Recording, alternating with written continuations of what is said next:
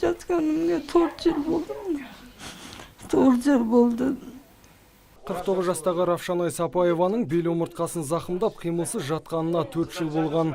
5 баланың анасы қазір қайырымды жандардың көмегіне зәру. Тұрақты жұмысы жоқ отағасының тапқаны күнделікті ішіп-жемнен артылмайды. Мемлекеттен алатын жәрдемақы болса, еміне қажетті дәрі-дәрмекке жұмсалады. Ал балаларға жаңа оқу жылына мектеп формасы мен кітап, қалам сатып алуға отбасының жағдайы келмейді.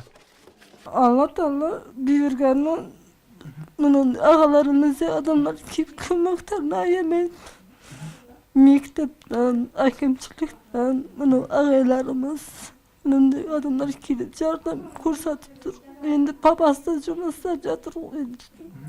Бұл жанұяның қиын жағдайы мен ИЧ-167-9 түзеу мекемесінің қызметкерлері етене таныс. Олар бірде азық-түлік, бірде киім-кешегін алып беріп, қолдан келген көмегін көрсетеді. Ал балалардың білім күніне дайын емес екенін білгенде үнсіз қарап отыра алмаған, сөйтіп мектепке жол акциясы аясында бүлдіршіндерді бақытқа бөледі.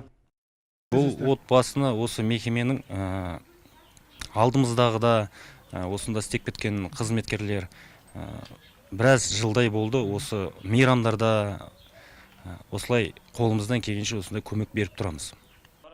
Қатарынан қалмай мектеп формасы мен спорттық киімге қол жеткізген бүлдіршіндердің қуанышында шек жоқ. Олардың ендігі арманы оқуды үздік бітіріп, науқас анасына қолғабыс болу. Ал мекеме қызметкерлері қайырымды жандарды Равшанай Сапаеваға бірлесе көмек көрсетуге шақырады. Нұрсұлтан Тұрысбеков, Антон Семенов, Абзал Тұрабеков, ТВК телеарнасының жаңалықтар қызметі.